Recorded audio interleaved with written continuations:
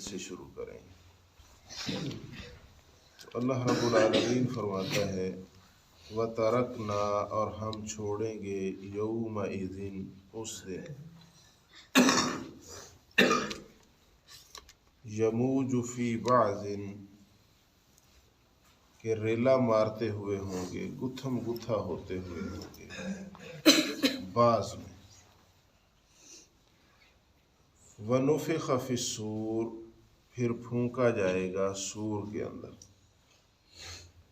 فَجَمَعْنَاهُمْ، تو ہم جمع کریں گے انہیں، جمع پوری طرح جمع کر۔ یہ سور کیا چیز ہے؟ سواد، واو اور رے،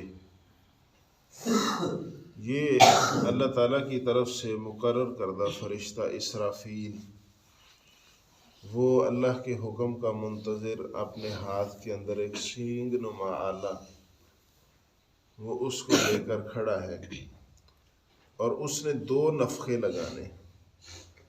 پہلا نفخہ لگے گا اور کائنات کے اندر جتنے ذی روح ہیں وہ سارے ختم ہو جائیں، اور پھر اس کے بعد سالہ سال تک بالکل خاموشی ہوگی، اور اللہ تعالیٰ پھر پوچھیں گے کہ این المتکبرون این الجبارون، کدھر گئے تکبر کرنے والے، کدھر گئے جبر کرنے والے؟ تو پھر کوئی آواز نہیں آئے گی، تو اللہ تعالیٰ خود ہی فرمائیں گے کہ ام اللہ الواحد القہار، کہ آج اکیلے اللہ کی بادشاہی، سب ختم ہو جائے۔ اس کے بعد پھر نفخہ ثانیہ ہے، وہ لگے گا، پھر اللہ تعالیٰ لوگوں کو قبروں سے اٹھا کر جمع کر لیں گے۔ کوئی قبر میں دفن ہوا ہے اس کو نکال لیا جائے گا، کوئی پہاڑ کے نیچے غرق ہو کے دب گیا اس کو نکال لیا جائے، کوئی سمندر میں غرق ہو گیا اس کو نکال لیا جائے گا، حتیٰ کہ کوئی کسی جانور کے پیٹ میں چلا گیا تھا، اسے درندے چرندے پرند کھا گئے تھے، تو اس کو بھی لا کر کھڑا کر لیا جائے گا۔ اور اللہ تعالیٰ قرآن مجید کے اندر فرماتے ہیں، ابھی میں نے 30ویں پارے کے اندر وہ سورت پڑھی، سورہ زلزال، اذا زلزلت الارض زلزالها واخرجت الارض اثقالها، فرمایا جب قیامت کا زلزلہ ہوگا تو زمین اپنے سارے خزانے، اندر کے بوجھ سارے نکال کر باہر کر دے گی، اور انسان کہے گا کہ اسے کیا ہوا ہے، بِأَنَّ رَبَّكَ أَوْحَىٰ لَهَا، فرمایا اس کو اس کے رب نے حکم ہی یہ دیا۔ اتنی بڑی زمین اللہ کی خلقت ہے، اور وہ اپنے رب کے حکم کی منتظر ہے اور پابند بھی ہے، اور اسی طرح فرشتے کتنی کتنی بڑی جسامت والے ہیں، وہ بھی اللہ کے حکم کے پابند ہیں، اور یہ انسان ہی ہے کہ یہ اپنے اوپر پابندی نہیں سمجھتا۔ فرمایا ہم ان کو جمع کریں گے اور پوری طرح جمع کریں گے۔ وَعَرَضْنَا جَهَنَّمَ، اور ہم پیش کریں گے جہنم کو، یومئذ اس دن، للکافرین کافروں کے لیے، عرضا سامنے لا کر، یعنی ہم جہنم کو کافروں کے لیے سامنے لا کر پیش کر دیں گے۔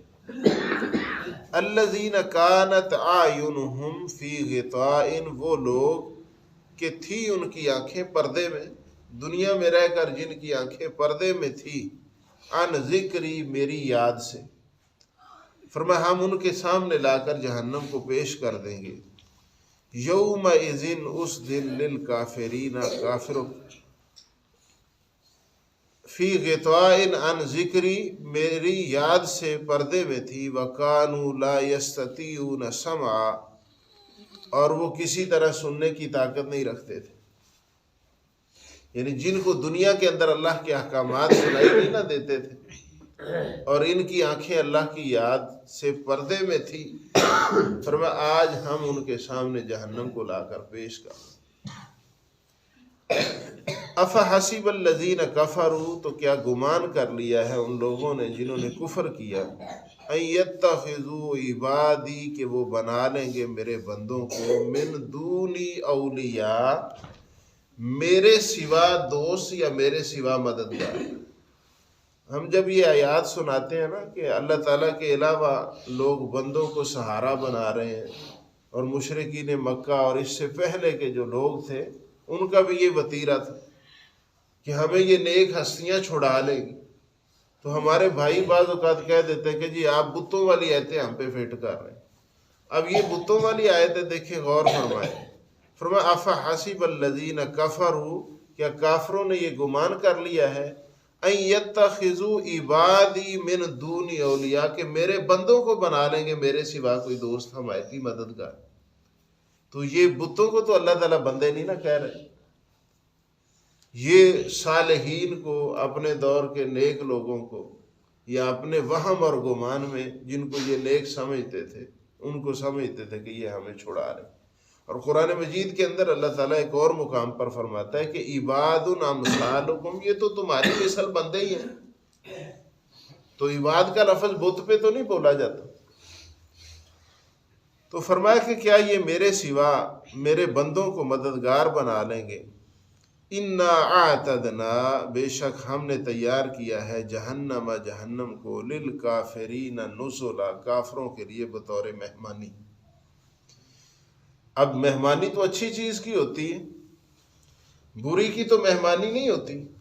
لیکن جب یہ ہمارا اسلوب ہے کہ ہم بھی جب کسی سے لڑتے ہیں تو ہم اسے کیا کہتے ہیں، میں تینوں چنگی طرح مزہ چکھاواں. تو یہ وہ انداز ہے کہ اللہ تعالیٰ فرماتے ہیں ہم نے کافروں کے لیے قیامت کے دن جہنم کی مہمانی تیار کی. اور جہنم میں ہے کیا؟ جہنم میں انگارے کل قصر، محلات جتنے بڑے، خون، پیپ، ریشہ، سانپ، بچھو، یہ جہنم کی سزائیں. تو فرمایا ہم نے کافروں کے لیے یہ مہمانی تیار کی. قل هل ننبئکم، کہہ دے کہ میں کیا تمہیں نہ بتاؤں، بالاخسرین اعمالا، ان لوگوں کے بارے میں جو اعمال کے اعتبار سے سب سے زیادہ گھاٹے میں ہیں، خسارے. دنیا کے اعتبار سے تو خسارہ ہر کوئی دیکھ لیتے ہیں، فرمایا آخرت کے اعتبار سے، اعمال کے حساب سے جو خسارے میں ہیں، میں کیا ہوں تمہیں ان لوگوں کی خبر نہ دوں. الذین ضل سعیہم، وہ لوگ کہ جن کی ساری کوششیں ضائع ہو گئیں، فی الحیات الدنیا، دنیا کی زندگی میں، وہم یحسبون، اور وہ گمان کرتے تھے، انہم یحسنون صنعا، کہ وہ اچھا کام کر. فرمایا وہ اپنے گمان میں سمجھتے تھے کہ ہم نیکیاں ہی کر رہے ہیں، اچھے کام ہی کر رہے ہیں. فرمایا لیکن اعمال کے اعتبار سے خسارے میں یہ لوگ ہیں کہ جن کی ساری کوششیں اللہ تعالیٰ نے ضائع کر دی. اور کیسی ضائع کی؟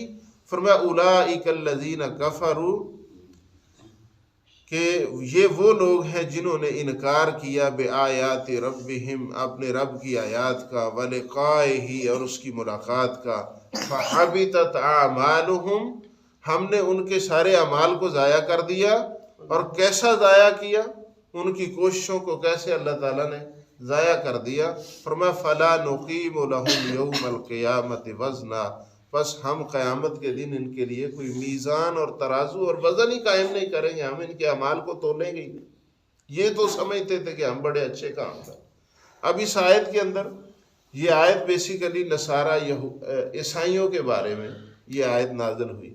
لیکن بدقسمتی سے آج امت مسلمہ کو آپ دیکھ لیں کہ امت مسلمہ کے اندر کتنے ایسے اعمال ہیں جن کو اپنی مرضی سے ہی سمجھ رہے ہیں کہ یہ نیکی، اور بدعات دین میں ایسے پھیلا رہے ہیں. کل 40واں اذان سے پہلے اپنی طرف سے مجوزہ صلات، اس کے بعد مردے کو دفن کر دیا، جنازہ پڑھایا، جنازے کے بعد پھر ہاتھ اٹھا کر دعا، پھر قبر میں دفن کیا، دفن کرنے کے بعد قبر کے اوپر پھر اذان، اور پھر اس کے بعد وہ سمجھتے کہ یہ نیکیاں ہیں. اور کوئی سمجھائے تو کہتے بھائی اس میں حرج کیا ہے؟ اور بھائی اگر حرج نہیں تو یہ کام نبی علیہ السلام نے نہیں کیا تو اس سے بڑا حرج کیا ہو سکتا؟ تو یہ اپنے تحت ہمارے مسلمان بھی بدقسمتی سے یہ سمجھتے ہیں کہ یہ نیکیاں ہیں. بھائیو نیکی وہ ہے جو نبی علیہ السلام نے کی ہے یا صحابہ کو سکھائی ہے، یا صحابہ کے منہج اور طریقے پر جو کام ہے وہی نیکی، جو اللہ کا حکم ہے وہ نیکی ہے. تو فرمایا قیامت کے دن ہم میزان ہی قائم نہیں کریں گے، ترازو ہی نہیں لگائیں گے ان کے اعمال کا. تو عمل کرتے ہوئے یہ دیکھنا چاہیے کہ نبی علیہ السلام کی سنت اور اللہ تعالیٰ کے فرمان کے مطابق ہے یا اپنی مرضی سے. آخری آیت آج کے سبق کی، فرمایا کہ ہم نے ان کے اعمال کو ضائع کیوں کیا، ان کی کوششوں کو ضائع کیوں کر دیا جن کو وہ نیکیاں سمجھ رہے تھے. ذالک جزاؤہم جہنم، یہ ان کی جزا ہے جہنم، بما کفروا، اس وجہ سے کہ انہوں نے کفر کیا، واتخذوا آیاتی ورسلی ہزوا، میری آیات کو اور میرے رسولوں کو انہوں نے مذاق بنا رکھا۔ کیا تعلیم ہے ان کی اور کیا یہ آیات ہیں، وہ اس کو مذاق ہی سمجھتے تھے۔ فرمایا اس وجہ سے آج ہم نے اعمال بھی برباد کر دیے، ان کی کوششیں بھی ضائع کر دیں، جن کو وہ نیکیاں سمجھتے تھے وہ بھی ایسی ضائع کی۔ فلا نقیم لہم یوم القیامت وزنا، کہ ہم ان کا میزان قائم نہیں کریں گے۔ تو بھائی قیامت کے دن اعمال بھی تلیں گے، اعمال بھی تلیں گے، اور لکھے ہوئے رجسٹر یہ نیکیاں یہ بھی تلیں گے، اور انسان کے اجسام بھی تلیں گے، جسم بھی تلیں گے، اور نیکیوں کی وجہ سے جسموں کا وزن ہوگا۔ اب ہماری مرضی ہے کہ ہم نیکیاں کر کے جسم کا وزن بڑھا لیں یا اس کو کم کر لیں۔ مشہور حدیث ہے، آپ نے سنی ہے، عبداللہ بن مسعود رضی اللہ تعالیٰ عنہ مسواک لینے کے لیے نبی علیہ السلام کے لیے آگے بڑھے تو ان کی پنڈلیاں باریک تھی، صحابہ مسکرا دیے، اور جب صحابہ مسکرائے تو انہوں نے نبی علیہ السلام سے عرض کیا، تو رسول اللہ صلی اللہ علیہ وسلم نے فرمایا کہ تم عبداللہ ابن مسعود کی باریک پنڈلیاں دیکھ کر مسکراتے ہو، اللہ کے ہاں میزان میں اس کا وزن احد پہاڑ سے بھی زیادہ ہے۔ تو یعنی یہ اجسام تلیں گے، نیکیاں بھی تلیں گی، اور وہ کاغذ کے رجسٹر اور پرچے وہ بھی تلیں گے۔ یہ خیر الگ موضوع ہے، کبھی موقع ملا تو انشاءاللہ عرض کریں گے۔ اللہ تعالیٰ ہم سب کی اصلاح فرمائے۔ جزاک اللہ۔